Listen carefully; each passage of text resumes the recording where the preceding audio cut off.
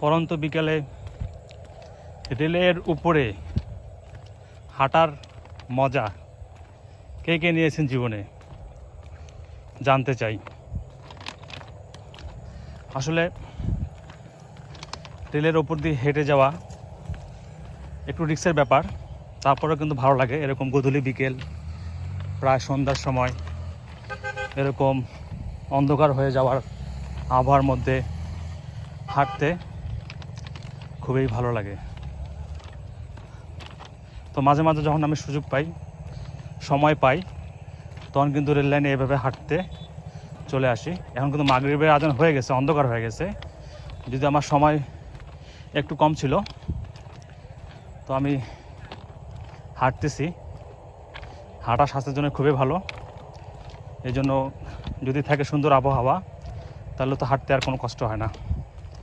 হাঁটতে হাঁটতেই অনেক দূর যাওয়া যায়। উপভোগ করতে করতে, আবহাওয়া উপভোগ করতে করতে, ওয়েদার, প্রকৃতির সৌন্দর্য উপভোগ করতে করতেই দূরে চলে যাওয়া যায়।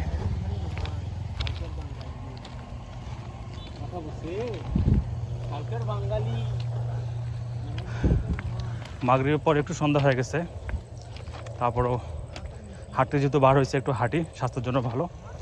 এভাবে হাঁটতে গেলে কিন্তু আপনি যে কখন কত দূর হাঁটছেন সহজে বুঝতে পারবেন না। চারিদিকে আবহাওয়া এত সুন্দর, আপনার হাঁটার ক্লান্তিটা থাকবে না তখন। আপনারা এভাবে হাঁটতে ট্রাই করেন। যদি অবসর সময় আপনাদের বাড়ির পাশে রেল লাইন থাকে এরকম, তাহলে তো কোনো কথাই না।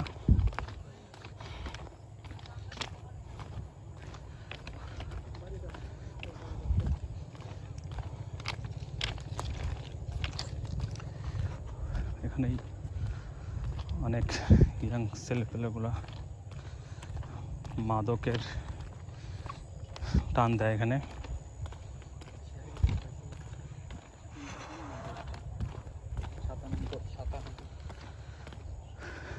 একটু রিস্ক হয়ে যায়, কারণ এখানে আশেপাশে যেগুলো ছেলেপেলে ঘোরাঘুরি করতেছে বেশিরভাগই কিন্তু মাদক সেবী। রেল লাইনের পাশে কিন্তু পাখির চিল্লানি, রেল লাইনের পাশে কিন্তু মাদক যারা সেবন করে তাদের জন্য একটা খুবই ভালো প্লেস। এরকম নিরিবিলি একটা প্লেস থাকলে